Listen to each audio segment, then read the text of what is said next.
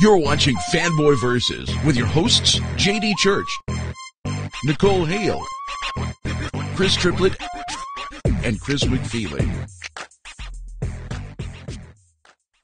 And you are watching Fanboy Versus. I am your host, JD. Joined this week, Chris Triplett, Chris McFeely, Nicole Hale. They're with me. They're live, even if their video doesn't move. So, he's got a red solo cup. We're excited. So, welcome, gang. Everybody. Chris Triplett's back from Nepal. And we're ready to go. The monks weren't very kind to me. I had to leave early. No? You didn't appreciate their hazing rituals? Something like that. Okay. So, here's a goldfish. You swallowed a goldfish. I have to be quiet for how long?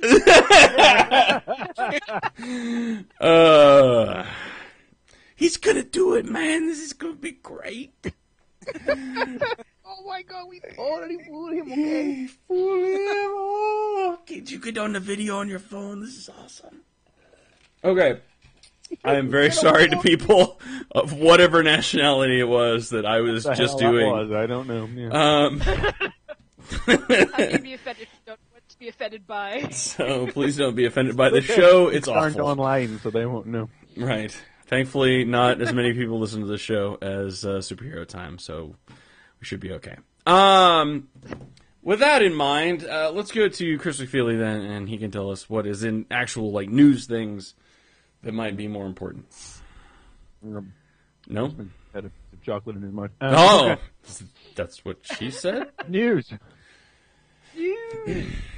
News? News. A couple of announcements coming out, and it's comic-based news. Wow. There have not been any massive controversies. That's news right there. I mean, all right, put a empty the penny jar, so we can restart the penny jar. Yeah. Every time someone has a controversy, you have to put a jar. Is that from a take a penny, give a penny jar? Or if you start a controversy, you have to, you can take one? I think female superhero costumes are impractical. Oh, take a penny. Okay, so DC. They are if they write up your rear. Sorry. I'm not. No. I don't know, Chris Triplett. What do you think? Take a penny. Eating the controversy. We're off to a good start today. Right. DC have announced a couple of things. Okay. They have announced Cancellation. No, it's not cancellations. It's new things. Oh, new wow. Things. Yeah, calm down. Yeah, so they've announced that Batman Superman will be returning. Okay. That's going to be with writer Greg Pak. Oh. Incredible Hercules. Oh, okay, that's actually kind of interesting. Wow. Yeah. And artist Jay Lee. Ooh. Okay, that's a strange choice. That's now Jay Lee will actually be doing the Sentry again. Okay, that's interesting. I see what you did. No, that's not. So I think Pac was Marvel exclusive up until recently. Yeah, his exclusive just dropped. It dropped the same time that I think Gale's for DC dropped. It was well, and there you go. And here he is now. And Jay Lee is not the sort of choice you would imagine. I mean, you could see Jay Lee on Batman, but putting him on Superman is an odd choice. Yeah. Yeah. I mean, I'm not sure how much the market needs another Batman and/or Superman title, but it's a far more logical choice to fill a gap in the New 52 schedule with than the Green Team, or whatever. Are they really getting along that well that they need a book together? Hey, they have a book together, Justice League. Yeah, but that seems to probably be I don't know. It just seems kind of like a Batman Superman book. It seems, it's I don't know. I mean, I trust Greg Pak because I love his stuff, so I'm sure he'll do something really cool with it. I'm just kind of. Are they really that close now? Yeah. I'll probably get stoned for this, but I actually liked the Jeff Loeb Superman Batman book. There were some funny things in that. By stoned, you mean high, right? No, I mean like as I'm recommending a Jeff Loeb thing, that was a good book. Well, that was basically the last good thing Jeff Loeb did, really. Yeah. I mean, it was big and dumb and widescreeny movie-ish sort of dumb, but it knew what it was doing, Yeah. It made for some rather dreadful animated films, but the comics themselves were really the last great good thing that he did of any note. But we never got an animated film with Bat-Zara, which I hate that. I want a Bat-Zara now. I'm okay with that. I'm okay with that. So what else is DC announcing? DC, further to the announcement that all of the Green Lantern creators were leaving, in addition to Jeff Johns, they have announced the new creative teams. So Green Lantern is going to be taken over by Robert Venditti writing, with Billy Tan on the art. Billy Tan on the art. Green Lantern Corps is going to be written by Joshua Hale-Fialkov, who I believe has done Alpha this week, which we'll be talking about later on. And Bernard Chang on the art. And Fialkov's also going to be doing Red Lanterns with Alessandro Vitti on the art. New Guardians will have new writer Justin Jordan and art from Brad Walker. And you may well ask me, but that's all four. Well, get ready for the fifth Lantern book. That's the other new announcement from DC. What? I know. What do you suppose it could be? Buzz. Blue Lanterns? I don't know. Larfleeze? You got it. Lord Fleas? Lord Fleas? What is it? Larfleeze? Okay, but who? Who's writing this? Keith Giffen writing, Scott Collins drawing. Ooh. I like that thing. Ooh. Dude, speaking of Larfleeze, he was on the Green Lantern cartoon. I know. I haven't seen And it. it was awesome this week. Oh. It was a good one this week. Yeah, I like that. I love the little guy now. I'm saving up the rest of Green Lantern to watch when it's finished, so I haven't. I'm conflicted by this. I know. I mean, it's got Larfleeze. Haven't seen it in a while. Because I just went down that line. It was just like skip it, skip it. It was like, that was easy. Well, Larfleeze has, I believe it's the same creative team, has done, there's only 2 issues of it come out now, but DC's new space book, Threshold, does have Larfleeze as its backup strip. I think Collins is definitely drawing that. I can't remember off the top of my head if Giffen is writing it. I think he might be. So they may be picking up with what they're doing there. I mean, and what that has been about so far is that Larfleeze, having got himself Larfleeze, you know how the Guardians of the Book of Oa, well, Larfleeze wants a book too, damn it. So he gets a book, and he gets somebody to... Yeah, he gets somebody to write the book for him, and he dictates the book, and it's about 5 sentences long, because all he talks about is how great he is, and that's all, because that's all that matters. But I haven't read the second issue, but in the first issue, he leaves to go and deal with something, and when he comes back, he's been robbed. No. All his stuff. No. Oh, God, that would be a series, wouldn't it? That would be how we do a Larfleeze book. Somebody stole my shit. I want it back. That's on. Oh. Man. Now, so I have to ask a semi-related, but not on this particular topic question. So I saw a teaser image. Is that White Lantern Kyle Rayner?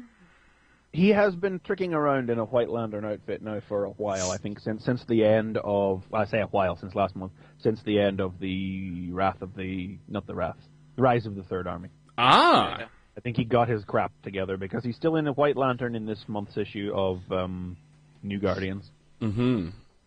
Because I don't think we're talking about it this week, but this week was the first chapter of the Wrath of the First Lantern. Yeah. I started to read it, but I couldn't finish reading it because, 3 pages in, I had no idea what was happening because I didn't read Green Lantern Corps Annual. I have no idea what's happening in that book. Well, 3 pages in, that was just a flashback to the birth of the universe, wasn't it? But then stuff happened past that. You said 3 pages. Well, he thought you were being serious. I understood until somebody showed up, and I was like, "What?" Yeah, that was what. We've never seen past that moment before. When in all recountings, I saw the hand, and then I saw something on the hand. Yeah, what was going on with that? Yeah, I'm interested. And then I was like, I need to go back and read Green Lantern Corps. Just the annual. Wow. Just the annual, yeah. Forget the series. Just the Larfleeze book. Okay, well, That's happening. that's going to take So- my money. Marvel's also You know what? got I'll probably be a sucker and pick that up. I'll get I the wasn't first even one. doubting. check the first issue of it. Marvel's got an announcement as well. Well, it's not so much an announcement. It's a teaser image, and it's a blood-spattered black page which has the Marvel logo and then of the Dead, fall 2013. So I don't know if that's supposed to say Marvel of the Dead, or if that's just the Marvel logo and then blank of the Dead, or if it's Marvel of the Dead or whatever. But that's what it is, and that's what it says. I don't think it's And that's- blood. I think it's just like it's grape juice. Yeah, probably. That's all the information that we have received from Marvel. But a lot of eagle-eyed folks who, with good memories, have remembered that in October of last year, George Romero said he was writing something for Marvel. Oh, really? I don't remember hearing this. Yeah. That's George Romero of Dawn of the Living Dead, Dawn of the Dead, Night of the Living Dead. You know, that George. Yeah. Of the Dead. Or, Huh. The Dead, yeah. The So is Dead. this like a series? Is this a series that might replace Marvel Zombies? But No. yeah, it's up in the air. Who knows? No idea. Wow. IDW also If they has get an Dum Dum Dugan back for Marvel Zombies or this Marvel of the Dead, I'm so there. So there. I don't know how to respond to that. Yeah. Just say yes. Dum Dum Dugan, that's all you need to know. I know, yeah, but I don't automatically associate it with zombies, is all. So IDW also have an announcement as well, which is the rather surprising news that they have secured the license to make comics based on a lot of Cartoon Network properties like Powerpuff Girls, Johnny Bravo, Dexter's Lab, Foster's Home, Samurai Jack, Ben 10, and more. Which is no, it's not odd to me that these comics would exist or anything. It's odd to me that they are not being done by DC, since DC is a Warner's company, and these are all Cartoon Network Warner's properties. Yeah. Yeah, I was gonna make the joke about how I can't wait till they get that Young Justice comic because I really like that show. Oh, he's got jokes. That's what he learned at the monastery. He learned to be a stand-up comedian for the monks. they made him walk on coals until he could be funny. It didn't work. So that's surprising. That's all we know, literally, at this point. But I know, You- but Johnny I'm Bravo, just happy that Foster's Yeah. back. Yay! Johnny Bravo. Okay, I'm foreseeing this as the next crossover event after the Mars Attacks thing. Cartoon Network. Cartoon Network. God, Ghostbusters, G.I. Joe, and Transformers. we should do it. What a I want to see cartoon. a Johnny Bravo Star Trek crossover. That's what I Oh, yeah. make him the captain of the Enterprise. Yeah. Well, Just- this will just make sort this of will make sense if they Tim if Kirk. IDW Yeah, exactly. It makes sense if IDW did a My Little Pony Powerpuff Girl crossover because they're both Lauren Faust creations. Oh, that would be great. Along with That's Foster's. like destined to That'd happen. be- Yeah. That's the sort of thing that should happen. I mean, this doesn't surprise me too much in the sense that where DC is at right now, it's not pimping properties, and sometimes it's cheaper to outsource than it is to, to try to do it in house. So it's like, why try to prop up? Why let IDW fail at it? If they're going to. But honestly, IDW does properties well, so why not? IDW makes their property books sell. Yeah, so that's what I'm saying. It's like, I think in this respect, we thought it was really out there that DC's trying to make a He-Man book that may only have a chance of working, Yeah. in digital. But if you told me that IDW were going to do a He-Man book, I'd be all over it. Yeah. Oh, Well, God, no. yeah. Yeah. IDW looks- So it's like, I don't have the same level of apathy towards it, but it would make sense to me. Exactly. Yeah. But so I mean, I guess it does kind of make weird sense. This seems like an outsourcing thing to me. That God, I works. love how the world's changed. There was a time when I would have said IDW is making a licensed book. Yeah. Yeah. God. Now I'm like, yeah, do it. I want Woo! to see that. Let's make it. Make it happen. Where's my Centurions book? I want...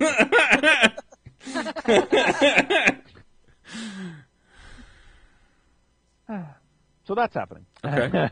What else is happening? Yeah, okay, so this is not a major piece of news, but it has been announced that Brian, not Brian, what the flip's his name? Matthew Vaughn. Getting my Kilby. writers mixed up with Right, my Kilby. Matthew Vaughn, who directed X-Men First Class, will be producing the new Fantastic Four film. Ah. Yeah, I heard about that. And that is a step in the right direction as far as I'm concerned. Oh, yeah. Nice. They had Yes. previously announced that Josh Trank, who directed Chronicle, is going to be directing that. Yeah, I finally Okay, saw Chronicle. yeah. It wasn't bad. It was okay. Of Narnia? No, that's not. No, nobody saw that. Chronicle. There's no lion in this movie. There's no lion in this movie. Chronicle is a found footage type movie about teenagers who get superpowers from a crashed alien spaceship. Oh. Did anybody see that movie? Yeah, they saw that film. It was basically Akira with white people, but it was. Oh! Man, I wouldn't have said it like that. I don't know why. That is funny, but that's hilarious. It is. I mean, isn't their powers raging out of control, like floating in the... All I want to know is, does the guy, like, swell up to, like... No, not quite. Oh, well then, never mind. But his powers do rage out of control in public situations, and he's hurling folks everywhere, and the government's called out against him. Does he hallucinate that his guts fall out? No, I don't think so. I don't think so, no. Oh. Those are all the best parts of Akira! Like in How the is this... city. How is this like Akira at all, then? Well, you remember, Is there a giant bear... did actually have a story that went along with... Is there a giant bear crying milk? No, there's no giant bear. I don't understand, then. Well, the story is basically the same. What's... There a Akira story? had a story, you know? I don't remember a story. I remember a motorcycle and a bear and guts everywhere. I remember that motorcycle. That's all I remember. That's all anybody remembers. I may not have seen the movie right. I don't know. Yeah, threw me off there. But it's otherwise, it's just like Akira. Okay, back on track. Fantastic Four movie might be good. There you go. Yes, there you go. Okay, now that's all of the news. So just the last piece of news to mention is a sad piece of news. You know, it's just that DC artist Scott Clark passed away this week. He was only 43 years old. Oh. Yes, Much older than me. I know he got his break at Wildstorm and was recently drawing. You know, he was drawing Deathstroke for the New 52 recently. This is not somebody who wasn't working or was off the scene or anything. This is just somebody who just passed away very suddenly. Drew. Sounds familiar. What did he do for Wildstorm? Maybe. His I got a list of his past credits here. In Brightest Day, Adventure Comics, Cable, Fathom. He did the Flashpoint Wonder Woman miniseries. He did Mark Waid's Irredeemable, and Batman Inc. even recently. Oh, wow. Oh, wow. Yeah. All over the place. He's been, busy working. So that is a bit of a tragedy. What happened? I mean, I don't know if it's actually been announced what the circumstances were. Wow. I haven't seen it announced anywhere, but yeah. Well, he's too young. Too young. Yeah, really, that is pretty young. He's turned 34. I know that's not, like I said, it's not too much older than me. So. Yeah, you're what, 38? 39? 30. I'll be 37 this year. Oh, okay. I was close. Yeah, you just had a birthday. Yeah, I Happy did. birthday, JD. Thank you. I had one on. How old are you, JD? I am now 34. So, yeah, I know. Part of the 34 club. Yeah, I know. I have a card and everything. Club 34. Yep. Yeah. It's not a cool club. Brian wished. No, it's not a cool club. It sucks. It's a suck club, is what it is. I'm still only 30. Yes. The 34 club is like, oh, cool, another year closer to death. Jesus. It's like Yeah, nothing. make some He'll be just do a happy 85th, JD. 85th. You know, they ought to make some things that, like, when you get older, like, now you're old enough to do this. You know, kind of like how when you turn... Yeah, you need some, like, milestones when you're older. You're old enough... you need something to look forward to. When I turn 35, I don't know, like... You're old enough to... A robot or something. You know, like, except When the you're only... 65, you got retirement? It's like... 65? Maybe you could get something that's like, you're old enough to legally date someone half your age. Okay. Not me! No, sir. Depending on the country, you have a little bit of time to go. McFeely, if you date someone half your age, that's just wrong. Yes, that's Wrong. prison. That. You got another couple of years to go. Not too long, though. So I got that going on for me. In some states, I think I would be okay now. Yeah. Arkansas, probably. So how about some comics? Is that all the news? Yeah, that's the news. All right. We ended the news on a high note. Yeah. Yeah, well, Someone dies and we start talking about life. So, I'm so depressed now. yeah. Anyway, all right. So comic books then. Let's talk to Chris Triplett and see what he read. I'm just depressed after that dialogue. You know? Oh, good. Let's talk Depressed as I am when I'm reading Daredevil number 23, by the way, man. because there's some heavy shit going on in the world of Daredevil. At the end of the last issue, we found out something's not right with Foggy. In fact, it sounds like Foggy might be dying. Uh-oh. Found out, he's got something wrong with him. he'll probably be fine. He'll probably be fine. He'll be He okay. is Foggy. I mean, come on. He survived a lot, but I don't know. But, like, the big thing going on in this issue, which I thought was cool, is that there's, at the beginning, we think we're getting, like, a retelling of Daredevil's origin with the whole, gotta, save the blind guy crossing the street and get hit in the face with the, the chemicals and all that stuff. Except for it isn't Matt that this is happening to. There's some, like, guy that the same thing happens to him, but it's all planned. We find out there's this group, this organization that's trying to recreate the accident that gave Daredevil his powers with not such great success, because I guess apparently, chemicals are, stronger, now than they were in the 60s, and this guy's face gets eaten off. So it's You can't get superpowers from toxic chemicals. Yeah.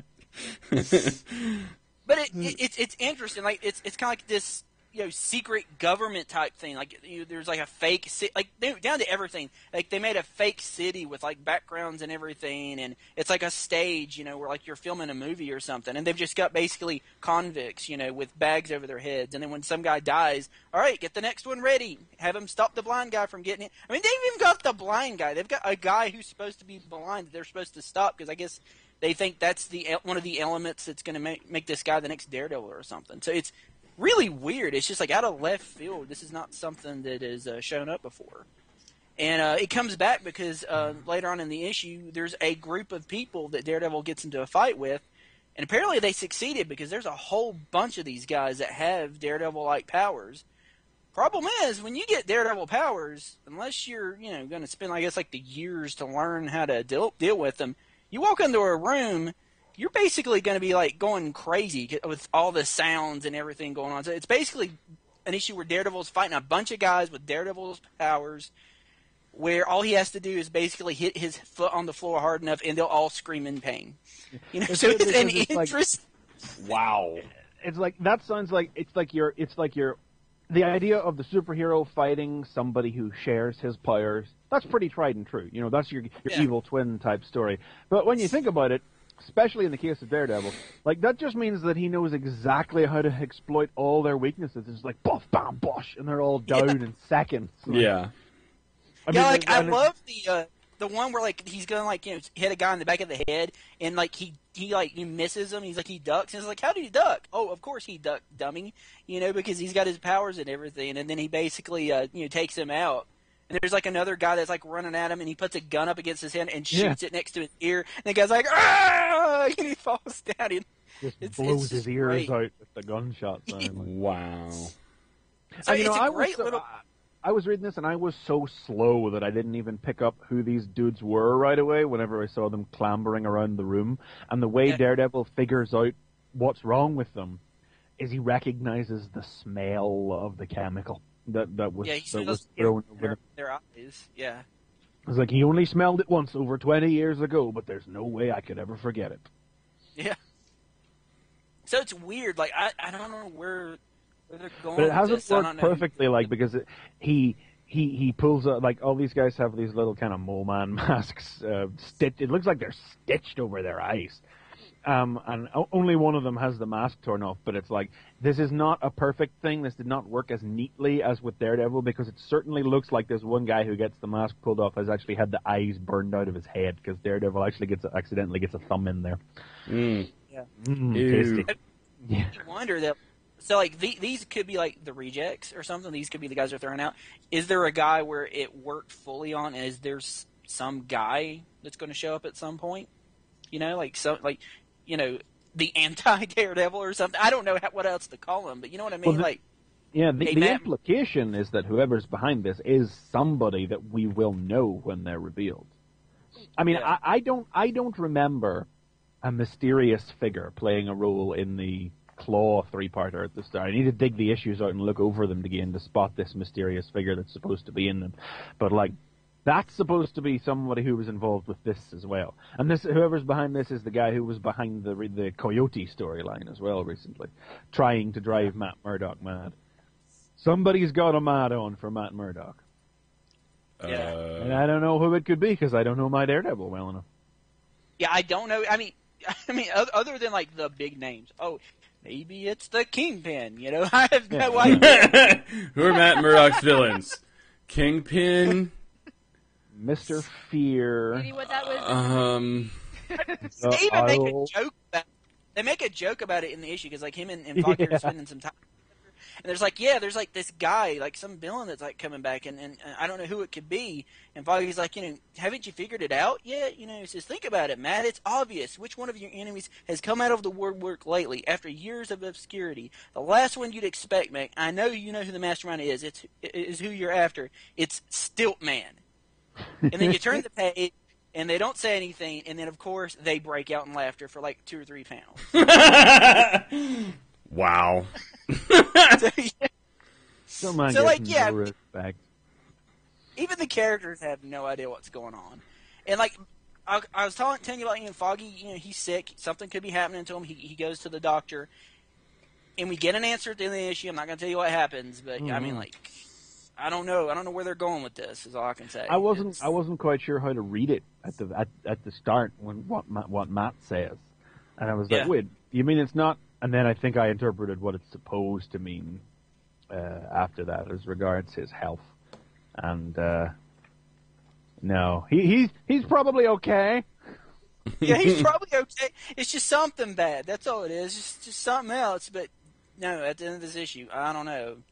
I mean, I don't know where I think Mark Waid's going to make me cry. Oh no. Yeah. And just real quick, because Spider-Man came out, Spear Spider-Man. I love this. I mean, first of all, it's Massacre, which is just awesome because it's Massacre. I mean, for God's sakes, I mean, it's Massacre, and it's the Auto Spider-Man. Like, what is going to happen in this story? Oh.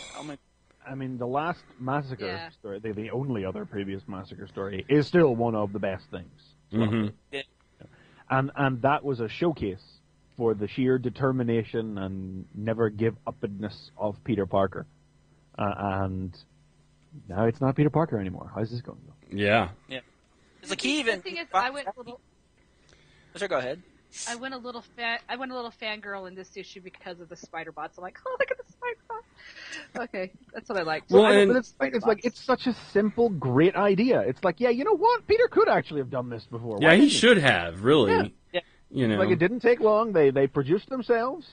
They just skittering about. They're not intrusive. They're not doing anybody any harm. They're actually a really useful crime-fighting tool. Let's go, though, it's like, this is one of those things that it's like, if Peter would have done it, though, it would have gone all wrong. Someone would have, totally. someone Yeah. like Otto Someone would have would've- used it against him. Yeah, You find a know? way Yeah, to if he trace would it have back done to it, his the villain would location. have taken over. Yeah. It would have been like something the villain would have used it against him because I mean, Yeah. that's basically what happened. And it's he made like, he made better tech, and then what happened? Otto took over. but all the, and that's kind of, I think, what's coming into It is a supervillain's idea, really. You know? Yeah. I will have an army of robots patrol the city.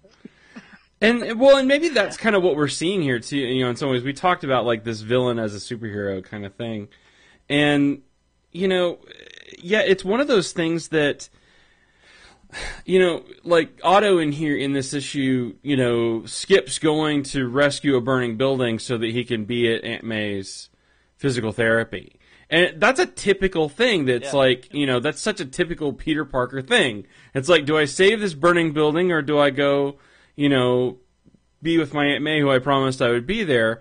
And Peter always chose the burning building. And Otto has done so much that he feels like there's this balance, and Peter even tries to get onto him. It's like, dude, it's not like a quota. It's like you're gonna fill up your cup and you're done. I mean, It's like, Spider-Man. yeah. But then he doesn't go so far as to just let those people, you know, stay. I mean, he like redirects it so Calls that the he can get fire, like the local Yeah. fire department. He he's calls still in. doing the hero thing. It's just that he's finding He's a better way to do it. well, he's finding a way to do it in which he can almost, in some ways, he's being a better Peter Parker. That's the point. You know, and that's part of the point. Yeah. I don't know if he's being a better Spider-Man. Yeah. Especially like the little bit from Avengers as well. We're not talking about Avengers, but there was a great bit in Avengers. Hickman That has was totally got like this Otto thing, which I guess I'll go ahead and mention like that scene real quick. There's a scene where it's Cannonball and who's the other guy? Sunspot. Sunspot. And they're like, dude, what are you doing? And like Peter's eating his lunch. He's like, he's got a special diet, you know? He's got to have like this stuff. And he's like, so? It is, I mean, we had been wondering exactly what was going to happen with Spidey as regards Avengers, because we see them like get invited. They invite Peter in the very first issue of Avengers, and it did seem to be Peter.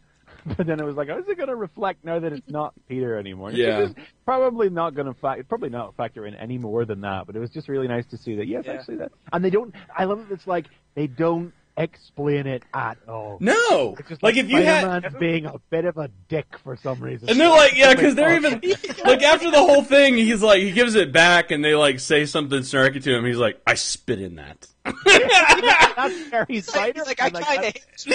And they're like, I kind of don't like that guy anymore. But then he goes one step further and goes to Stark, and he's like, we need to talk. Children. This is children. He's like, well, did you take their lunch? Well, it was misunderstanding. Well. It's like, well, don't take their lunch. But the thing in here, and again, it's all the Otto stuff, like the perfect. I love that, like, Peter never got, like, his degree. He's not a doctor. He's not a doctor, and that just Otto can't let it stand. He got so pissed. He's like, that is Dr. Peter Parker to you. He's like, no, you're not. What? What? I love it, and it's like the little things he's like forgets, you know, like just doesn't even think. He's like, searching memory. Searching memory? What the hell is he talking about? Yeah. No!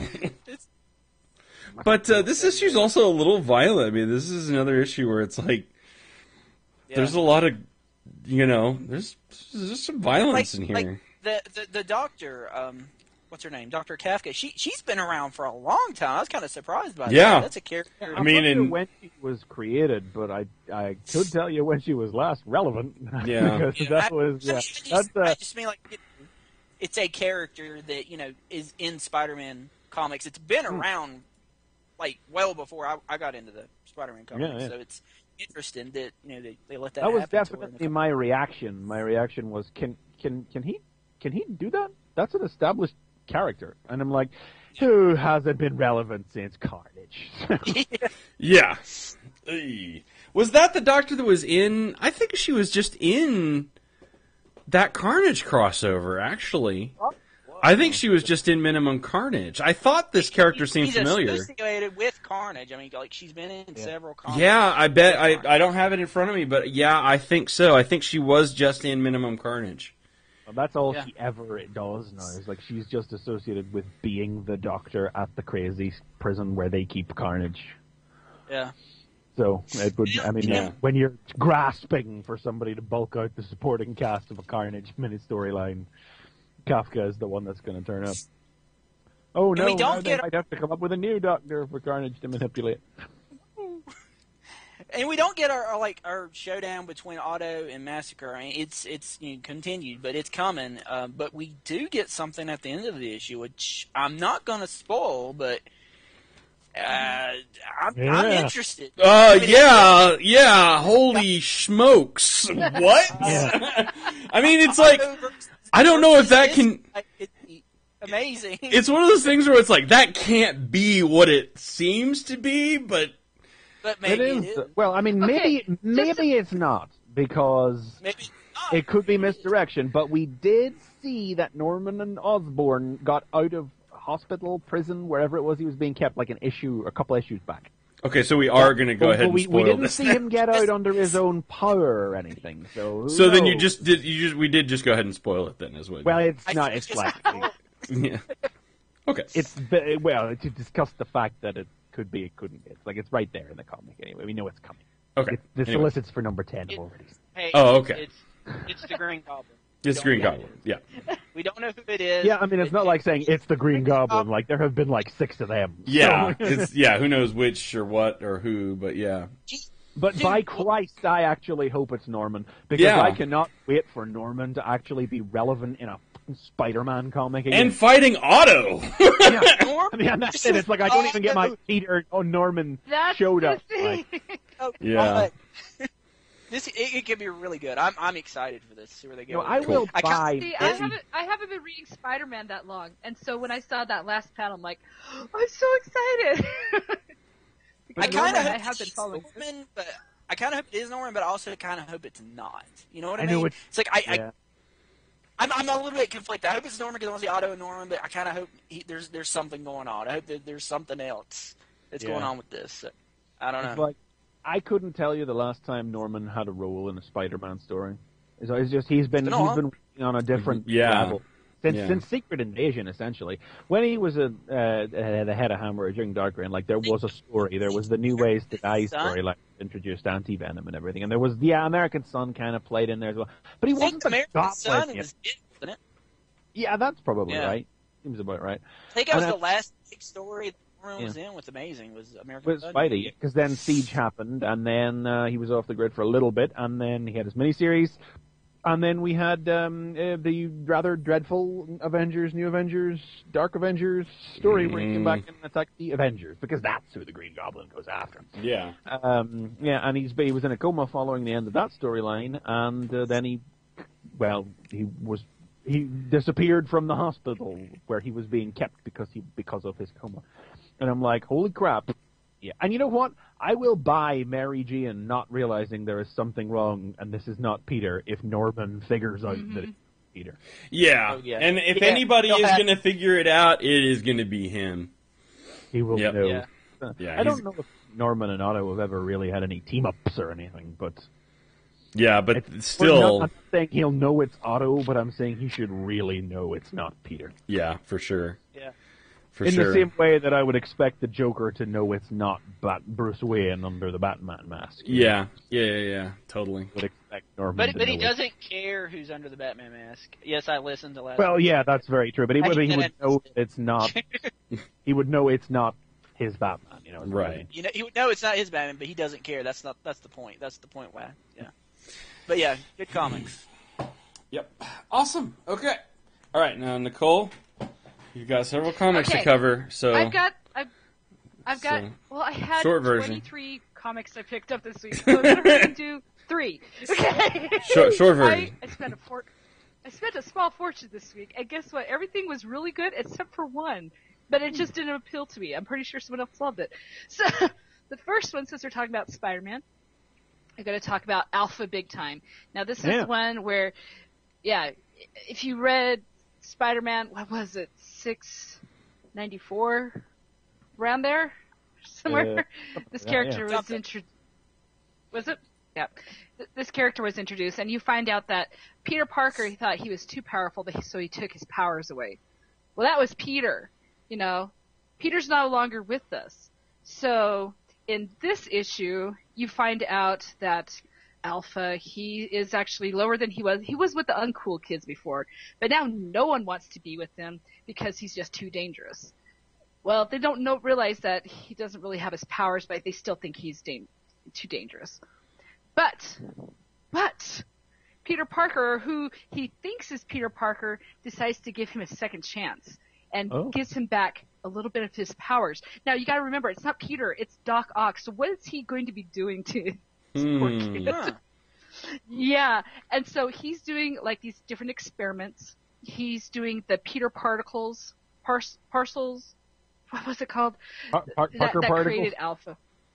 That's Parker particles. So he's wanting to do experiments more with him. So he's brought Alpha back to do these, and he's given back only 10% of his powers.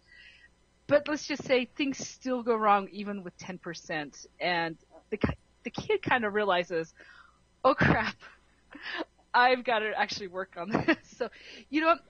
For a first issue, it's really good because I want to know what, quote unquote, Peter Parker is up to experimenting on him. So I think it's really back, weird.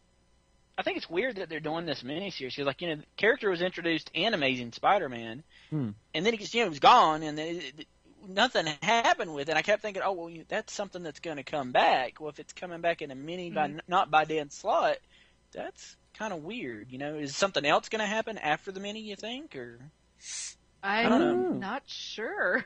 but you like the first issue? I'm excited.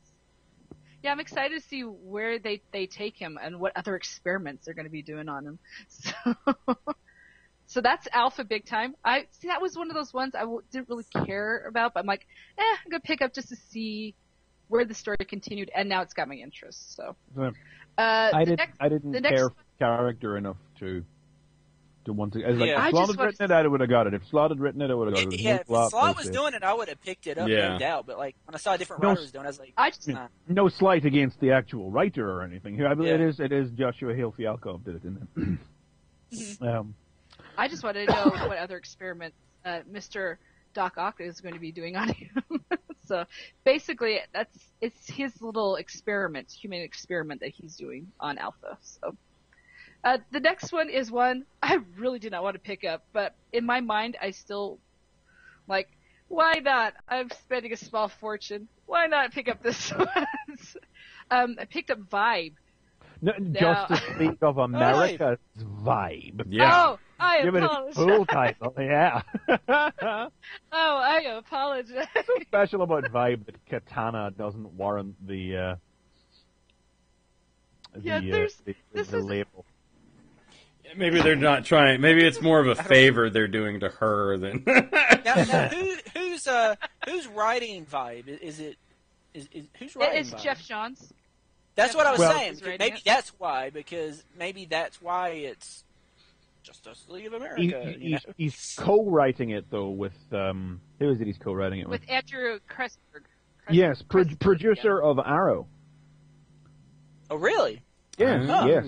I mean, I really assumed, you'll pardon my cynicism is showing, I really assumed I was going to open this and I was going to see, story by Jeff Jones and Andrew Kreisberg, written by Andrew Kreisberg on the actual page. But no, it actually says, written by Jeff Jones and Andrew Kreisberg. I mean, let's not joke that they're not using Jones's name to sell that comic, because they are. And I think he'll, in very short order, transition out of having his name included on the credits page. But we'll see. Yeah. Yeah, basically, I didn't really know a whole lot about Vibe before. Honestly, I didn't care to know anything about Vibe. Yep. Hey, I like the shorts where he breakdances. I can't even stand the shorts. Breakdancing robots.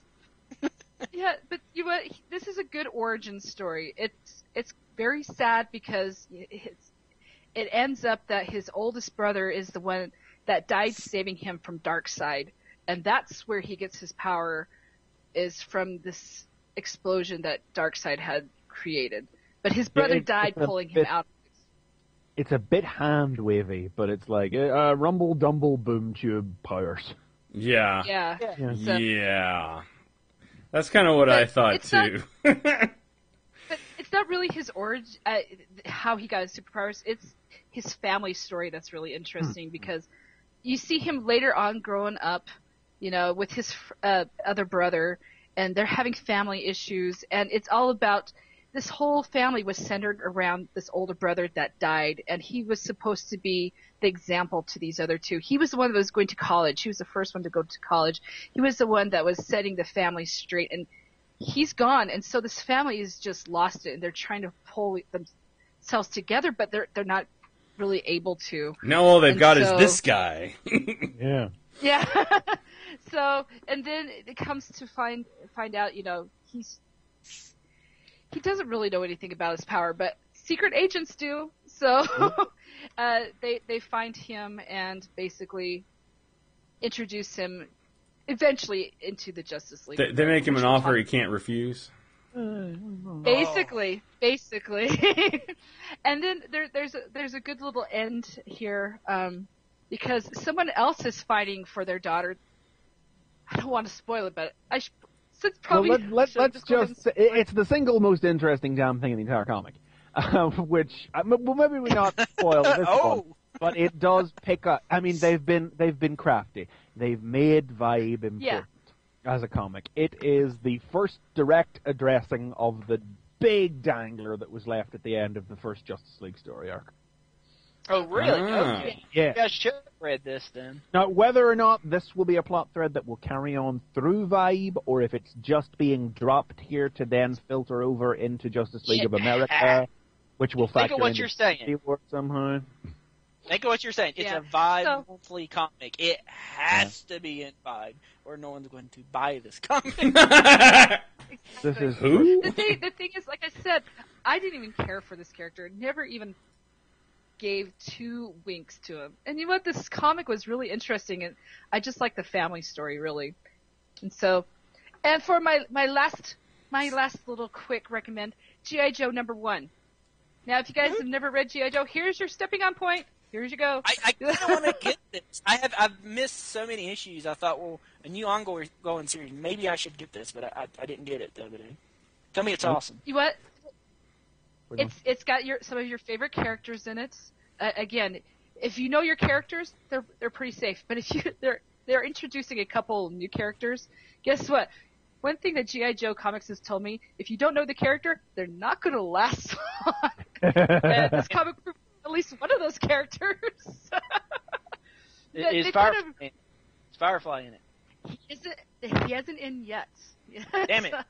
But right now they're just introducing the Joes. Is The Rock in it? I'll Rock, good G.I. Joe character. Okay, Roadblock is pretty much the center character in this issue. Does he look like a lot like The Rock? Oh! And that film is not far away now, is it? Yeah. No, it's not. It's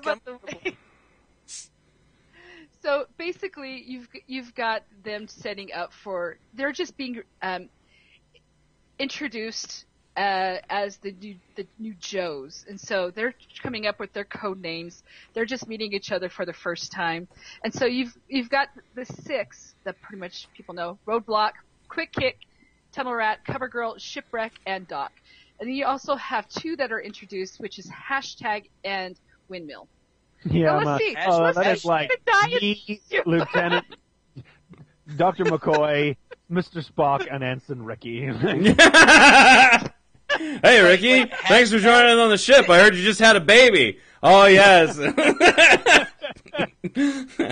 Oh, thanks, Captain. Yeah, sure did. I can't wait to get home to see my little darling. All right. Is Hashtag basically like a modernization of Mainframe? I don't understand. Is he tweet all the time or something? Is that why he's called Hashtag? Okay. But that could be dangerous. Don't take him into a covert ops mission, because he will check in. See, you Hashtag Oh God. is a blogger that they have they're bringing onto the team so that she can publicly blog about the special forces. You're like, what? Hashtag has checked in at Cobra Castle. What? With 3 other people. M. Totes looking in through Cobra Commander's window. Hope he doesn't see us. LOL. LOL. Hashtag Covert Ops. Hashtag SHHH. I honestly. Damn it, hashtag! Articles really make me think, you know? It turns out the only real way to stop Cobra is to follow that Cobra Commander guy on Twitter, and you find out all the plans in advance. The thing is, Duke made a joke. Going Duke to made a Washington joke to about dominate some weather. Yeah, Duke, out of all people, made a joke about this. He's like, well, in conjunction with the Pentagon to ensure the right mix of ethnicity, gender, and service branch. So he made a joke like, well, we got all the women, we've got all the races, you know. God. But one of my favorite thing is Shipwreck. Oh my gosh, I love, because he makes fun of the uniform he has. He's got the classic 80s cartoon where he's got the sailor outfit and hat. He's like, do I really have to wear this? Does he have Polly? Does he have a bird? Okay. He's got Polly. Yes. No. But It's a mechanical bird? drone bird. Robot Polly. It's the owl from Clash of the Titans. That's what it is. God. It's called Polly.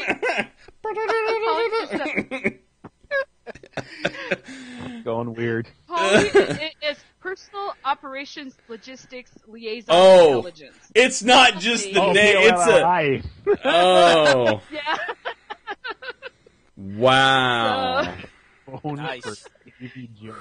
Shipwreck is probably, oh my gosh, he's so funny. And he doesn't like his name. He hates the name Shipwreck. He wants everyone to keep on calling him Badass. He's like, call me Badass. That was my name before. He's like, we're not going to call you Badass. He's like, that's... Did we lose her?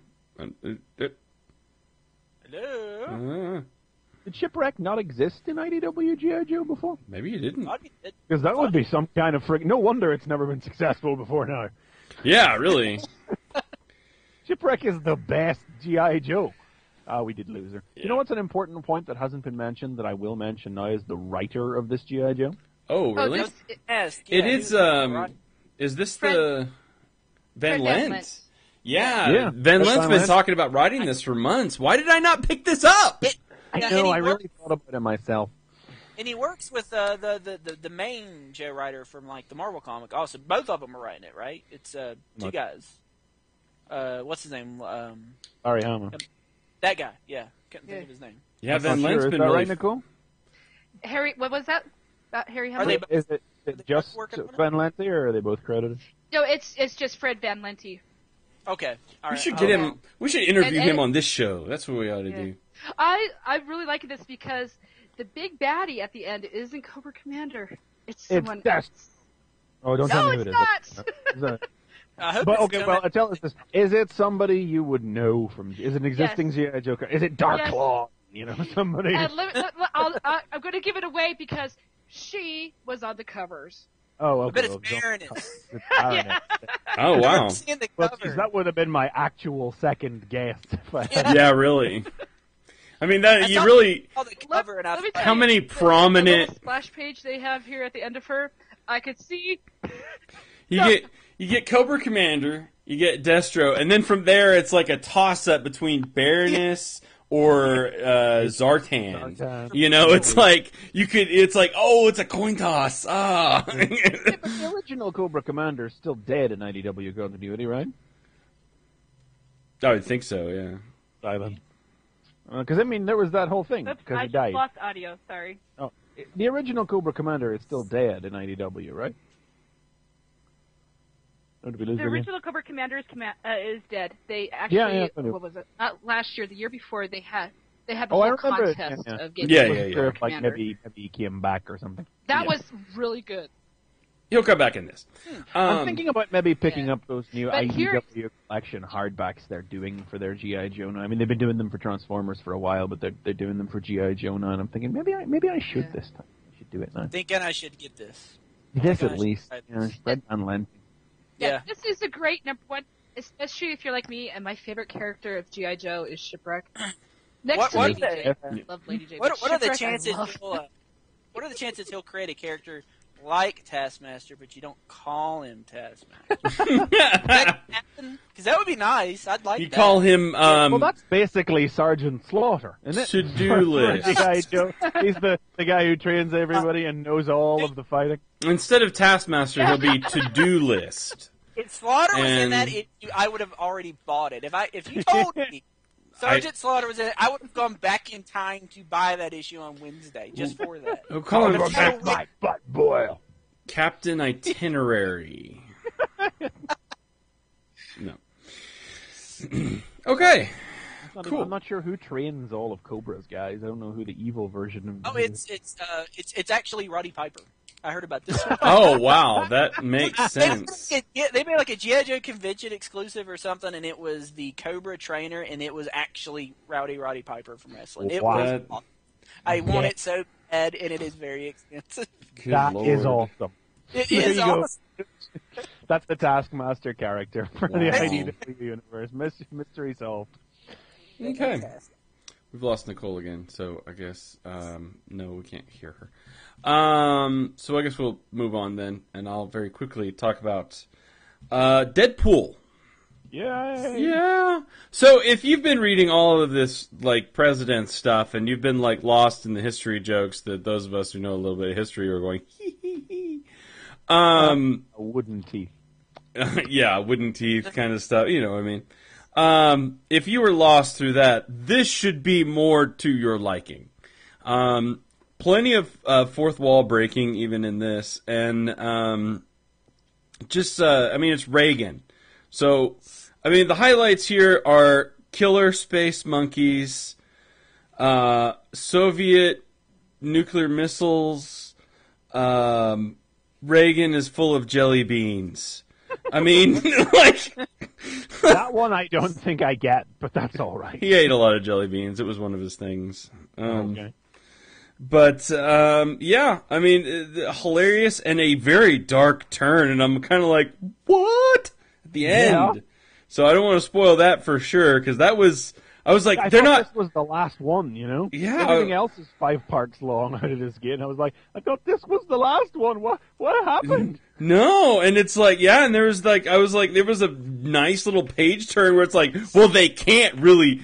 They did! What? So... Yeah. Um, so very worth it. One of my favorite fourth wall things that I will mention, just because I happened to read it before I read this, was let's see if I can find it because I want to have the actual dialogue.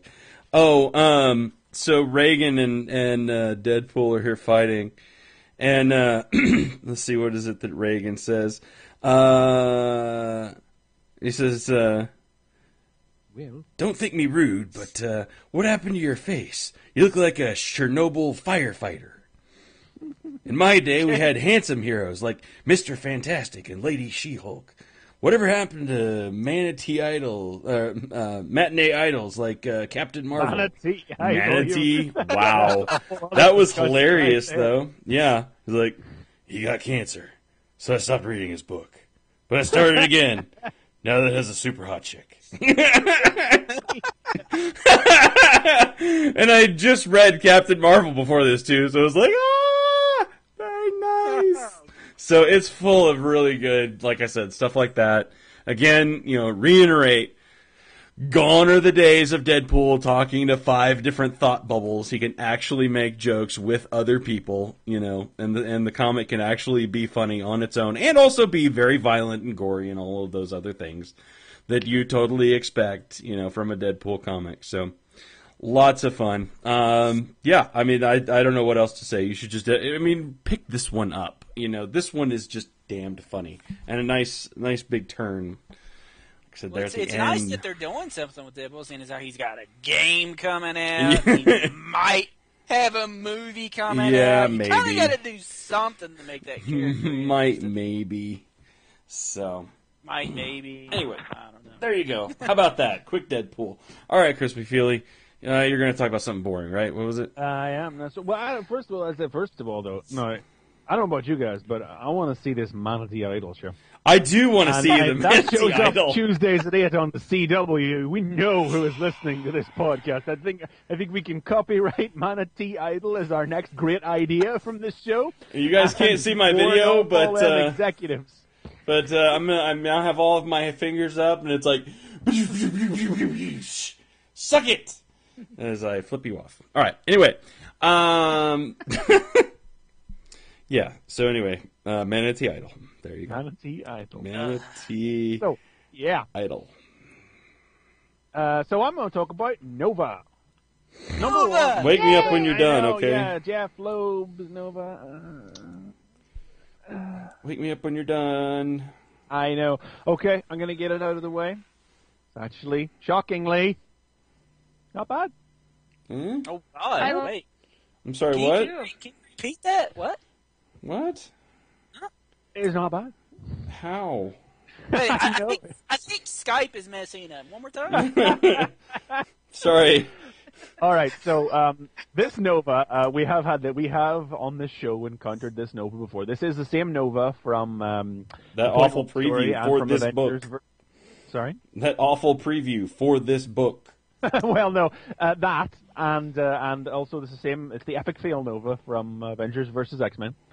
I'm kind of sad that the book itself is not an epic fail because it just that would be predicted his own demise. That would be excellent if he could have done that. But never mind. Go ahead. It takes the right track out of the gate in that it's actually an origin story for the character. It's not told in flashback or anything. It is just set before all those previous appearances. It doesn't assume, unfortunately, even some books that I really enjoyed, like say Young Avengers, it doesn't assume that you read those other things. And actually elects to start telling the character's story from the start. And the basic gist is that his dad used to be a Nova, seems to be a member of a Black Ops organization, who tells him all the stories of his time out in space and on adventure. And essentially, when one mission went wrong, the other Novas sent him back to work because he had a wife and child back on Earth, and they sent him back so that he wouldn't go out with them, so he wouldn't die with them. And he is now stuck as a drunk janitor, telling all these stories that nobody believes about his time as a Nova, as his son just tries to kind of look out for him and hold the family together. And and the son. That's okay. It's not bad, but you can now, based on what I have told you, piece together every single aspect of the son Sam's life and the whole family. He is unpopular at school because his dad's the janitor. Yeah. He's got a mum who knows that the dad was a Nova but can't really verify that the stories are real, but is really hard on Sam for disrespecting the dad. There is a bully who bullies him at school because his dad's the janitor. I mean, the principal is basically Mr. Strickland from Back to the Future. Oh, God. There is nice. I thought you saw that too, but wait, I've seen you before. He really is like slacker. Slacker. He doesn't actually say that at any point, I don't think, but yeah. There's precisely one other female cast member outside of the mother and sister, who is the painfully obvious love interest. You've got the little sister who believes every word of the dad's stories. All of the cookie cutter. I'm not going to call them stereotypes, tropes, whatever. It's like. It's not. It is easily. It's a good thing, I think, that I find myself saying this about every single new piece of Jeff Loeb stuff that I tend to read. It is again easily the least wretched thing I've read from him in a long time. Each successive piece of Loeb stuff that I expose myself to does seem to be better than the last. Let's parse that though real quick. It is the least wretched. Yeah, I have to. I mean... Well, no. Being fair, it is an absolutely decent comic. I can't describe it any better. I still love it's like the guarded review. It's like it is. What am I forgetting? What am I forgetting, Nicole? You only need 2 words to sum up. Rocket Raccoon. Yes, Rocket Raccoon and Gamera are in this. They were the characters that his dad and his team of Black Ops Novas rescued in the opening story that he tells his son. That's the only reason why anyone should have to pick up anything. Rocket Raccoon. Really going to watch it with Rocket Raccoon, honestly. Yeah. Rocket Raccoon he treads very dangerous ground where they're gonna run the joke character. They're gonna Deadpool him. They're gonna Deadpool him if they don't Deadpool Rocket Raccoon, and he's actually getting a bloody film. So be careful. He's got to be in a movie. They got to put him in some comics because he's got to be in a movie. Putting him in some comics, and then there's going, the talking raccoon. Put it in as many comics as possible. It's fucking hilarious. Just be careful. Careful. I don't think Rocket Raccoon was necessary out of the gate for Nova #1. Can I ask a quick question? I don't care. I love it that he's in it. I don't know anything about this version of Nova. My Nova is New Warriors Nova. So is there any connection to Richard Rider Nova? Or, not implied yet. No. He doesn't even. Is Richard Rider dead? Is that Nova dead also? I believe as he was when last seen, he was in a state of death. Yes.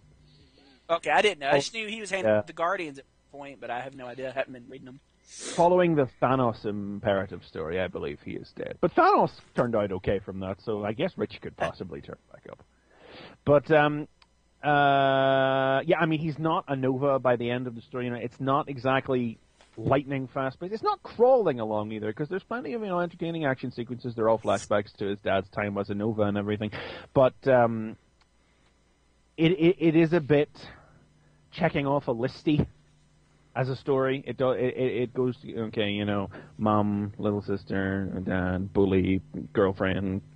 A lot of really, really stock elements coming together to create something that is fine, but brings absolutely zero to the table, and probably doesn't move quite fast enough for something that they're asking $4 for as well, purely because it's got a big name. Oh, was it $4? Yeah, it was a $4 one. Yeah. That's a $3 book at the most. Yeah, really. Yeah. I understand $4 for Guardians of the Galaxy when it's Bendis's Guardians of the Galaxy, but Jeff Loeb's Nova is a $3. If we were getting a Nova movie next summer, maybe it should be. Yeah. But we're not getting a Nova movie, so I'm thinking $3 is what I'm thinking. I also what I do have to say is that Ed McGuinness's art this is real top of his game stuff that I've seen from. I've never been a huge Ed McGuinness fan or anything, but this is really nice. His art's fine. I ain't got no problem with his art. It looks nice. I'm most familiar with him from his Superman, Batman stuff, and he does very puffy, inflaty, cartoony, muscular Superman and Batman. And I don't know if he's he did that deliberately and he's employing a different approach to it now. Or it's kind of anime, manga-ish looking art. Well, not this. It's not. This is not. Okay. This is not. His no. Past stuff kind of was. Yeah. I think I would still recognize this as Ed McGuinness if I saw it, but it's really nice. It's really nice. The art is very good on it. The story offers nothing new, but it does it in the right way, if you know what I mean. Yeah. It doesn't really put any feet wrong. But that's simply because the path it's walking along is so very well tread. And just before I close out, though, I gotta say, I really hate being the dick who seems to be the only person on the internet willing to point this out. Okay. But we already know that the new Nova is named Sam. Okay. Yeah. The very first bit of dialogue in the entire comic is a caption box which reads, Sam, did I ever tell you about the time only to be cut off? And I'm like, oh, gee, subtext, I guess. It's like, it's like, oh, it's a dad who wants to tell his son a story but isn't being allowed to finish. Oh, yeah, right.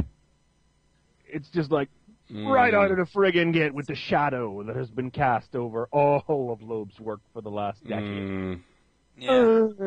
No, I mean, at least, I thought maybe his dad was going to die before the end of the issue or something, and he didn't, at least.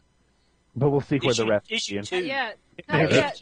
Don't worry. The aliens come for the skull, and who fights him? The janitor. Who dies? The janitor. Issue 2. Well, no, I mean, before the end of the issue, his dad has disappeared. It is like someone has come and taken his dad away, and like his dad has his Nova helmet on a shelf in his shed, and Sam enters the shed, and the wall's been broken in, and his dad's disappeared, and the helmet's gone as well. And Sam jumps to the conclusion that his dad is running out on them. He's been afraid that this is what's going to happen, that his dad, being a drunk who's obviously unhappy with his life because he's making up these stories, is running out on them. But obviously someone's come and taken him. And, then... like I said, really doesn't bring anything new to the table, but does what it does acceptably, surprisingly so, from the creator involved. And I can't say that I'll personally be rushing back for issue 2 or anything, but as a comic, just like as an isolated comic on its own, I'm borderline amazed that it's actually as readable as it is. And I don't know what kind of recommendation that is, but it's some kind of a one. If Rocket's in the next issue, I'll get it if Rocket's. Don't help them, all right? Don't encourage them. Hey, if you like comics, this is a comic. That's that recommendation. Yeah. Yeah. It's semi-readable. You know what was funny? On the second page of this, they show Nova flying through space, and it's just basically him in his helmet and his scruffy look, and I'm like, he looks really similar to Judge Dredd. Yeah. Get the head, woman. Wow. Yeah. On that note... So actually not bad. Who knew? I love these guarded, like... I can't just gush about it, and it's not a book that deserves gushing about it. But it's my favorite. Is the only way to review it. This is a book that you can read. With your eyes. It's printed on paper, and somebody drew it. It has words and pictures. There are so many colors and shapes. There's most of a plot. Red, yellow. If we don't stop... I wouldn't necessarily use it as kindling. But I'm not saying I would piss on it if it was on fire. Right. If we don't stop, people are going to think we're just picking on Jeff Loeb, because that's all we ever do is pick on Jeff Loeb. Yeah, because it's fun. Somebody at my shop actually said I should read this. I'm like, are you crazy? I'm not reading that. Is it the same person like... I didn't think it was bad. Well, I didn't think it was bad. Yeah, but you bought everything. It's legitimately not bad. This is like a 3-star book out of 5. It is honestly not bad. That's not. It's very middle of the road. It is. It is very middle of the road. It does not what great. It sets out to do It's very not well, awful. But all it sets could out have to do potential. You don't know it. I wouldn't. I don't know. I wouldn't go so far as to say it has potential based on what I've seen here, because it is all it is very, very, very stock elements, and I don't know what. I don't think it has got any set out goal aside from homaging Jeff Loeb's son by turning him into a superhero. Yeah. I wouldn't recommend it to someone I like, but I wouldn't recommend it to someone I dislike either. So it's not for anyone. I will pick up number 2. And I won't think the less of you for it. All right. Let's get on then. On with it. Let's get on to Justice League of America. What are we getting on with? We are getting on with it, and we are moving on to Justice League of America. I'll take this if no one else is. Show? No? Well, take it. All right. Go I feel like I should pull some balance from Chris McFeely, and I can do that with this. It's not a very heavy issue. You know, I like to give it to Chris McFeely if there's like a lot of subtext or backstory or things, and there's not a lot of that here, so... If you want a comic that sure is 30 pages of someone reading out a list of names, boy, Justice League of America. Let me tell you, this is your book. Let's see. Very ominously introduce Professor Ivo and some dude who has a map. No, I mean, this scene, remember, this is from the last chapter of the Justice League opening origin. No. We didn't see all of this.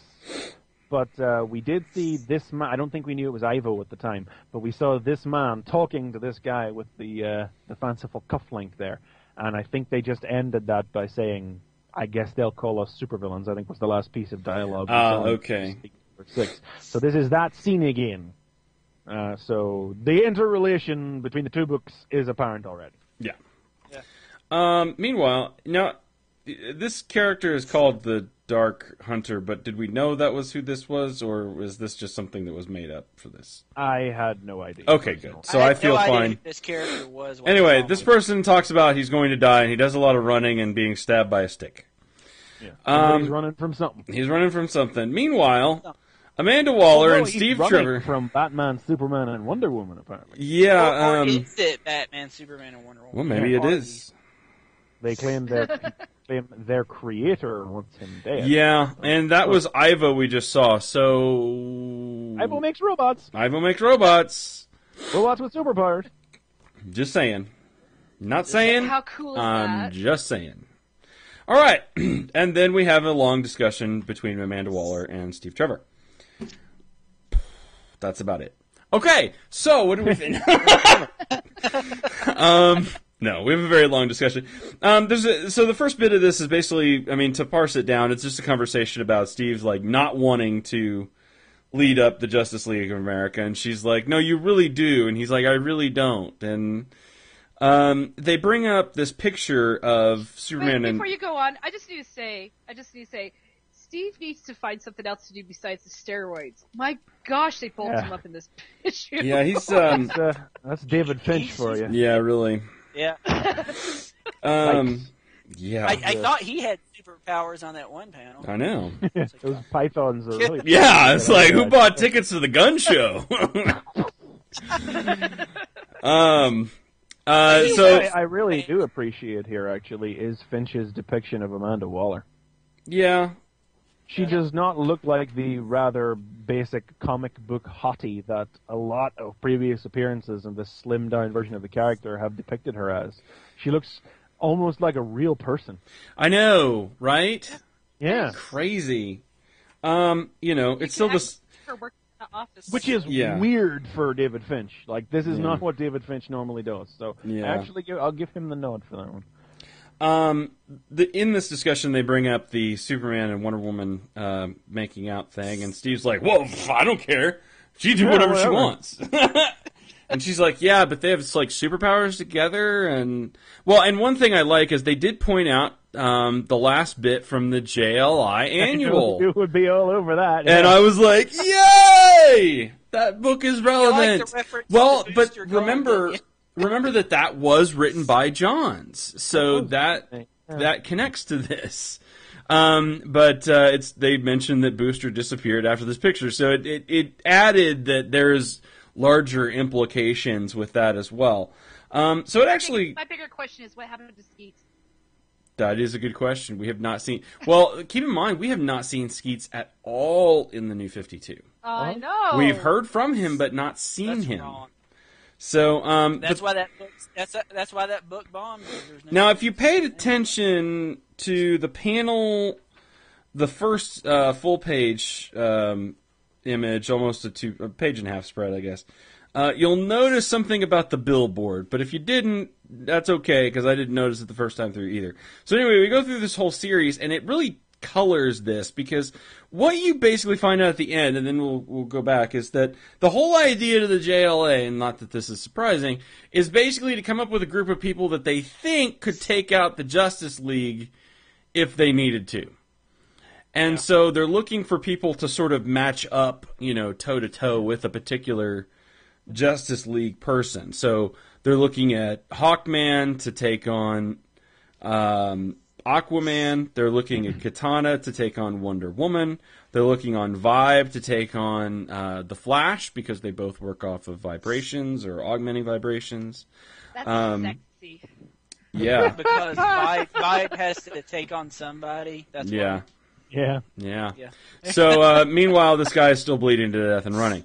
They're looking for Stargirl to take on Cyborg because, well, They need a date. they were the only ones that were left. Perfect couple. Because Jeff Johns had to put Stargirl in this book, and she was the only one left without someone to fight. Oh, come on, look at them. It's like the cheerleader of the football. It's the footballer. Come on. No way they put them together. I'm sorry. They make cute babies. I don't have any particular personal attachment to Stargirl, and the only thing I know is that... I like Stargirl. I mean, okay, she's fine, great, but it's like he just keeps shoving her in books because it's his sister, and I get that. I'm sorry. I know it hurts to lose people. This is like the first book of the 52. What do you mean he's shoving her in books? What are you He did it before the New 52. She kept showing up in other... before the New 52, though. She joined the first time. She joined the Justice Society because she's specifically a modern version of the Star Spangled Kid. You know, this is not Sam Loeb territory here. No.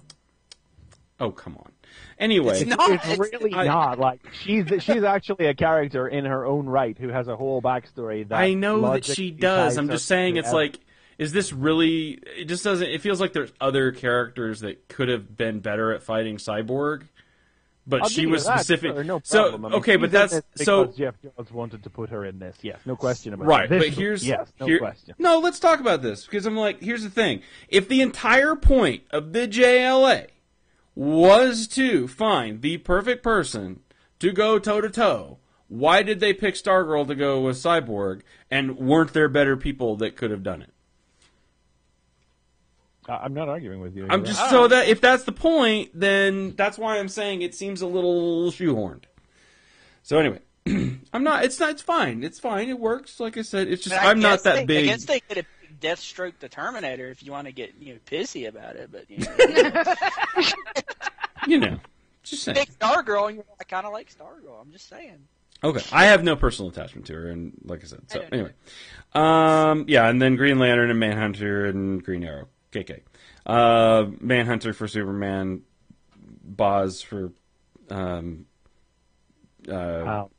and then Green Arrow for, I don't know, who did they want him for? Who's he fighting? I don't remember. Batman? No. Well, is there another member? Catwoman is for Batman. Yeah. I don't think there are that many members on the Justice League. Green Arrow. Green Arrow is, I guess, like the odd man out or something. Yeah, Green Arrow may be the odd man out. Anyway, and then there's a whole great sequence. There may be something else going on, by the way. I'm guessing Steve is for Green Arrow. Steve Rogers. Sorry, not Steve Rogers. Steve Rogers? Wrong. Wow. Although, I do want to see now, like, that merged DC Marvel universe where it's Steve Trevor and Steve Rogers as the same person. What? I don't know why I said Superman and Steve Rogers. That was the Super Soldier. Right, but no. Stay with no. Okay. Anyway. No, okay, it's getting weird. Anyway, so Steve Trevor drops in on Catwoman, and Steve Trevor. Thank you. Wow. Anyway, all right. Here's our full chart again. Yeah, Green Arrow's not on that. He's not on it. Yeah. Yeah, that's kind of weird. Yeah.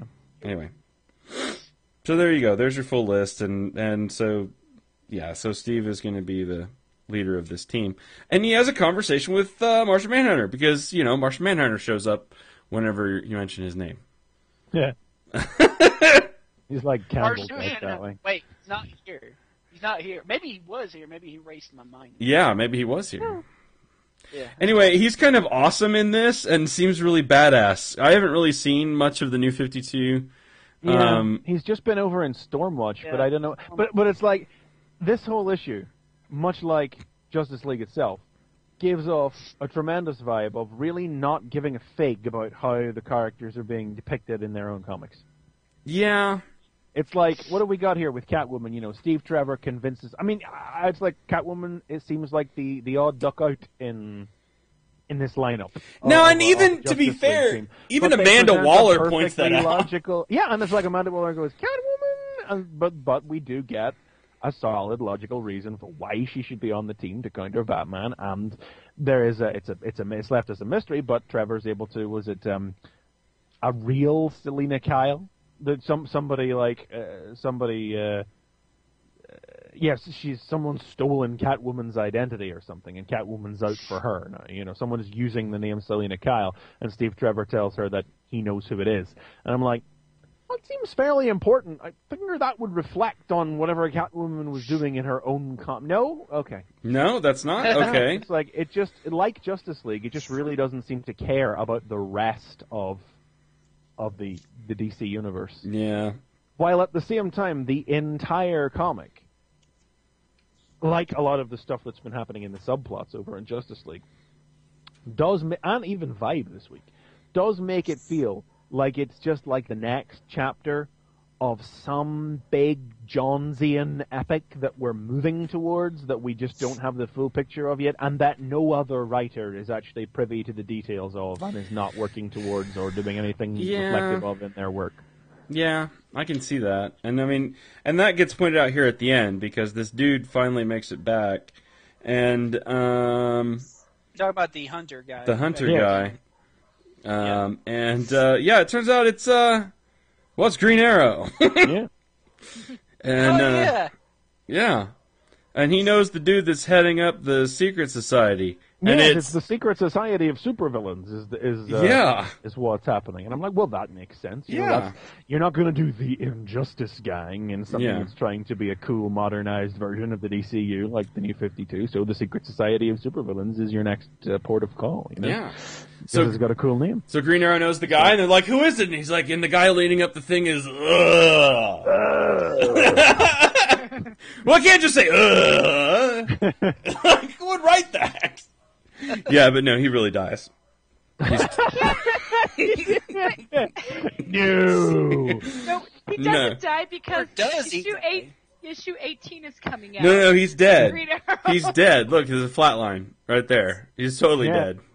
And then Steve will be, oh, sorry, I stepped on the leads. Oh, he's back. Oh, I'm sorry, I almost went there. Anyway, as I was saying, the guy heading up the team, he's... it's like Airplane, Jesus. So there you go. Not much to go on, really. No, it is an assembling the team issue in which the team doesn't really appear at all. Like, just I mean, assemble little bits. Although, like, the Hawkman thing was like, man. What's going on there? It's like nobody gave a shit about Hawkman's comic, so I don't care if this lines up with what was going on in it at all, but I'm like 100% sure it doesn't. Yeah. In which, like, they're presenting the idea, I don't know what origin the New 52 Hawkman comic presented for Hawkman, but here we have it that he's some kind of delusional guy who believes he is like Kadar Hall, or that's a cover story that allows him to get away with what he's doing. And here he appears to kill an ordinary pickpocket by, like, claiming that he is, what did they say his name was? He's Fugitive 13, Bithrock. Yeah, by claiming that he is a Thanagarian fugitive. And he says he's recording the capture and judgment of Thanagarian fugitive, Bithrock. So I'm like, is this just what you're recording to justify the fact that you've smashed this guy's head open with a mace? Like, I'm vaguely interested as to what you're doing here. It's like, it's like you say, is he delusional or... Bugger all to do with what was going on in Hawkman's own comic. Well, it was Rob Liefeld. No one read it anyway. Not a big Hawkman fan. So. I like Hawkman, but I don't like Hawkman in his own book. I like Hawkman as a team. JSA, Justice League. Yeah. They can do good stuff with him on a team, but in his own book, I don't give a shit about him. And it's like here where we get the Stargirl thing, where it's like she, there's an explosion at the site of this, she's getting a star on Hollywood Walk of Fame or something, and there's an explosion in an adjoining building, and then inside there's like a pentagram or a symbol of some kind etched in the walls, and she recognizes it, she says Pemberton. Now, Pemberton was Sylvester Pemberton, presumably, who's the original Star-Spangled Kid, who she has now got the cosmic staff that used to belong to. And they talk about her biological father and everything, and I'm not sure what's going on there, but it's like, I'm allowed to be intrigued by that because I know she doesn't have her own comic that's going to be doing something completely different and contradictory. Yeah, at least, for for that, I mean, yeah, like you said, like there's a couple characters that, they're not going to have like the contradictory stuff, and Vibe seems to line up because for the part of Vibe, right? Yeah, but that doesn't mean anything. Johns was writing Green Lantern. Green Lantern was nothing like, Hal was nothing like himself in Justice League. So is Katana talking to her sword here? See, I thought she was talking to her sword, but like her husband died, so she's talking. Okay, let me explain to you because I read Katana last week. Okay, well, do please then in that case. Yeah. Okay, or Katana. I'm not sure. Sorry, the dialect there. Okay, so she has her tragic story where she had her one true love, which was her husband, who was taken away because he was like this super ninja guy, But he was resurrected inside the sword, she believes. So she believes the sword that she carries is her dead husband. She believes. Yeah, but the thing is, she kind of gets, like, advice, and she talks to it all the time, so nothing comes between a girl and her sword. If you know what I mean. Yeah. Uh-huh. Mm-hmm. Mm-hmm. Yeah, and right now she lived in Japantown. I can't remember where we're at. This very small block of people, and yeah, it wasn't a great comic, but I kind of glad I read it, so I kind of knew what she was doing. Yeah. Cool. Basically, yeah, the sword is her dead husband.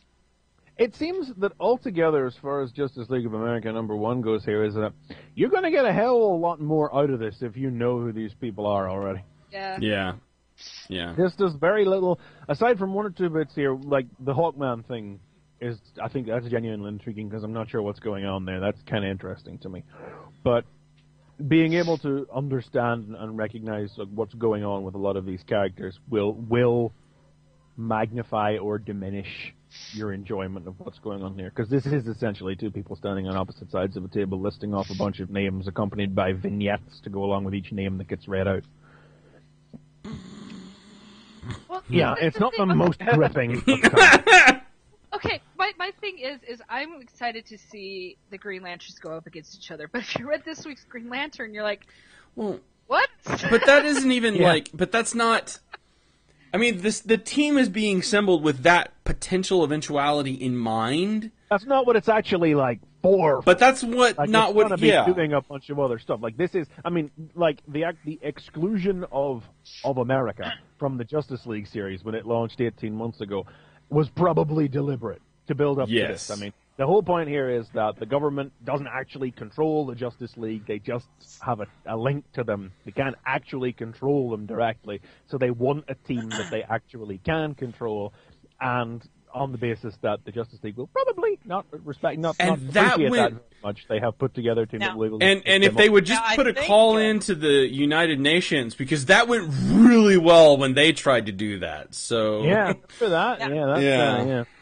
This book makes more sense, I think, if you've actually been reading the other Justice League book, because they just finished the crossover of the Throne of Atlantis, and in it, it's basically. I was thinking bathroom. No.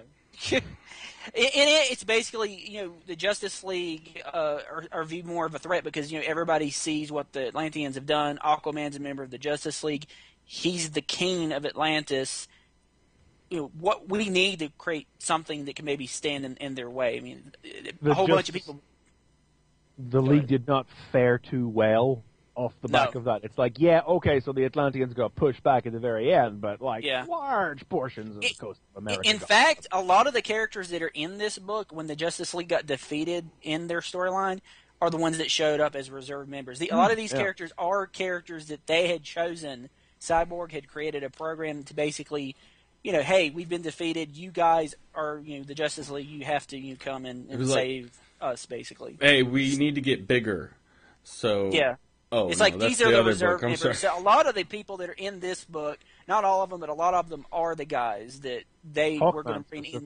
Hawkman specifically are guys that they would have brought into the team, and now they're getting cherry picked by Waller to be basically Justice League stoppers if they go bad. But they're going to do other stuff. It actually turned out to be pretty decent as well. It was pretty good. Yeah, I actually had to read it all. I had to read it all today because like I was real behind in Justice League and Aquaman. I was like, I want to read JLA #1, but I probably need to read this first. And I like just marathoned the whole damn thing. Yeah. Yeah, no, Throne of Atlantis actually earned Aquaman a reprieve for me because that book has been so point A to point B for so long now through the whole other storyline. Throwing in the neat twist about who was actually in control of the scepter was enough to make me go, well, fair enough, Aquaman. You get points for that. I'm not going to drop you now. Yeah, it's pretty good. Nice. I'll stick with it until like nature, comes in and cancels it for me. No, that's not going to happen. It sells too much. Yeah. Oh, it sells good? Okay. It sells good, but it sells good because Jeff Johns writes it, so as soon as Jeff Johns leaves. Yeah, then it'll be I'm done. gone. If Jeff Johns leaves or it gets canceled, that Oh, would be yeah, I'm out of that. Like, you will see a or large cancellation, Chris and shift I'm hole. gone. There will be a dust cloud just here in the shape of me. Yep. I'm gone. So there you go. Justice League of America. Of So Mer. Jeff Jones is doing something. I take it, did you guys just get the regular cover, or did you go for one of the 50 variants? I got a regular. That's I all just got an American flag. I got 3. You're buying into it. I did. Okay, I've only done this a few times. I did it with the ponies. I've done it with a few Transformers. So I had to get my 2 state flags. I got my home state of Wyoming and my current state of Utah. And the American flag as well. Utah. Well, altogether, it feels Utah like... still has the most boring flag, I swear. I don't know. I have no idea what they are, so I just ordered regular American flags into my Irish store. Sounds good. Yay. But altogether, it really feels like Jeff Johns is doing something. And I mean, it's felt like this since the first arc of Justice League, because we got those danglers about Darkseid, and something's going on with the Question and the Trinity of Sin. We know we've got the Trinity War coming up. There's the Secret Society is paying off now when we weren't sure when it would, when it was in Justice League. Like, Jeff Johns is doing something, and it does feel like it's some kind of... I don't know if it's all going to collide in the Trinity War or not. This Darkseid stuff, I think, could go beyond that. But I think the overriding feel I get off of JLA #1 is that it's just the next bit of that.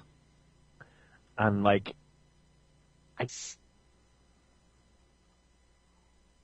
guess I can see why this isn't happening in the real Justice League book, but I don't know.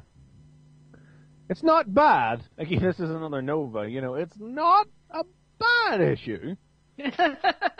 But it's just sort of there again, there's nothing particularly gripping. I mean, again, it accomplishes what it sets out to do pretty well. All the characters are good rationales for being on the team. There are more than a few intriguing hooks set up for what's going to happen with the characters, but it doesn't seem like it's done with any mind towards the larger DC universe, only what Jeff Johns is doing in it.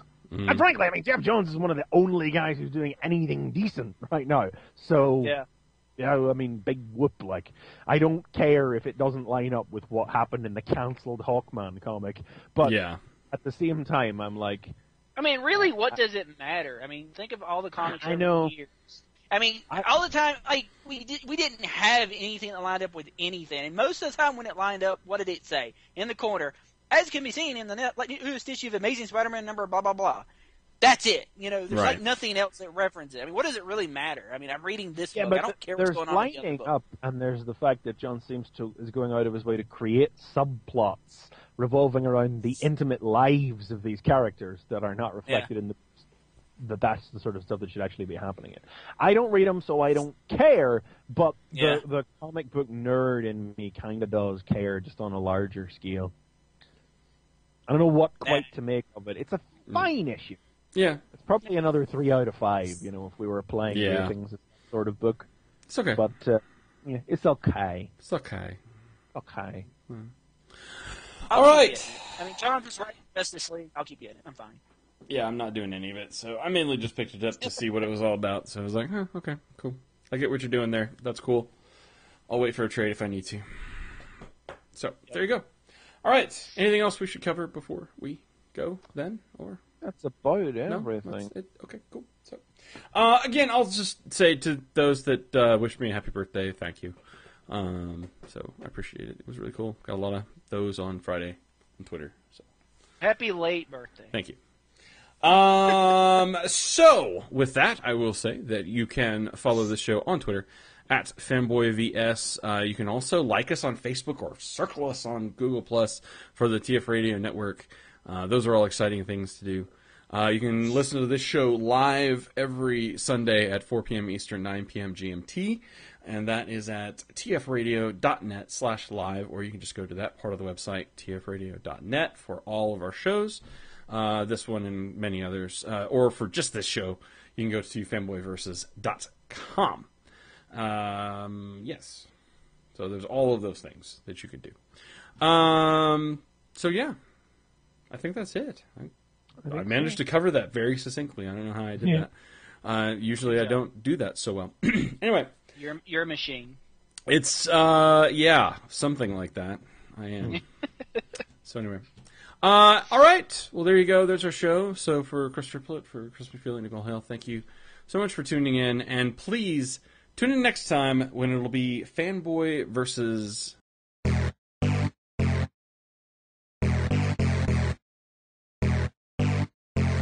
This has been Fanboy Versus. Visit us at tfradio.net for show notes and to subscribe to the podcast. Follow us on Twitter at tfradio for news and updates. Like the podcast? Leave us feedback on iTunes. Copyright 2011 Radio Free Cybertron.